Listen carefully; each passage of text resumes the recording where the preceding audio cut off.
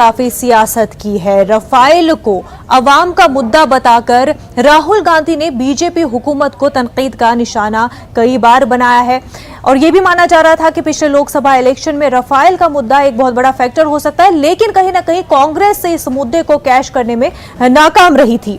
आपको बता दें कि रफाल मामले में फ्रांसीसी मैगजीन के इंकशाफ के बाद बीजेपी ने कांग्रेस पर हमला किया है। प्रेस कॉन्फ्रेंस में बीजेपी तर्जुमान संबित पात्रा ने कहा कि हकीकत सामने आ गई है।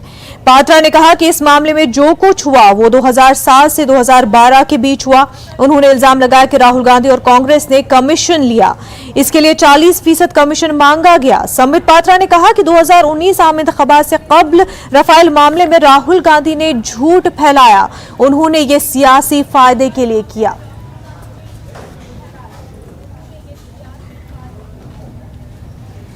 कुछ महत्वपूर्ण दस्तावेज आज आपके सामने हम भारतीय जनता पार्टी के इस मंच से रखने वाले हैं, ताकि भ्रष्टाचार किसके कालखंड में हुआ, during which tenure did corruption and commission took place as far as Rafale is concerned, will be out.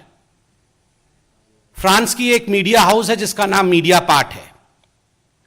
कुछ महीनों पहले मीडिया पार्ट ने यह खुलासा किया कि राफेल में भ्रष्टाचार हुआ था।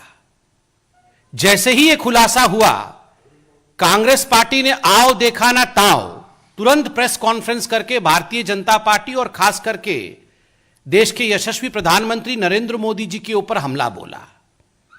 उस समय भारतीय जनता पार्टी ने प्रेस कॉन्फ्रेंस करके कहा था कि इंतजार करिए, जब समूचा विषय सामने आएगा तो दूध का दूध पानी का पानी होगा।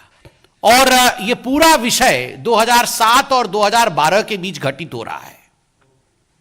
इसमें सबसे महत्वपूर्ण विषय है, और आप इस आर्टिकल में देखेंगे तो आर्टिकल में लिखा गया है एटलीस्ट 7.5 मिलियन यूरोज वे पेड। मतलब मिनिमम अमाउंट जो कमीशन का पे किया गया वो 65 करोड़ रुपया है।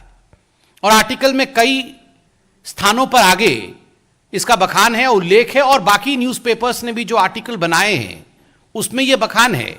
इसमें वो कहा गया है कि 11 मिलियन यूरो तक, अर्थात मिनिमम 7.5 मिलियन यूरोज और 11 मिलियन यूरोज तक ये कमीशन दिए गए हैं हिंदुस्तान के अंदर एक मिडिलमैन के माध्यम से, जिस मिडिलमैन का नाम सुषेन गुप्ता है, सुषेन मोहन गुप्ता, SM गुप्ता।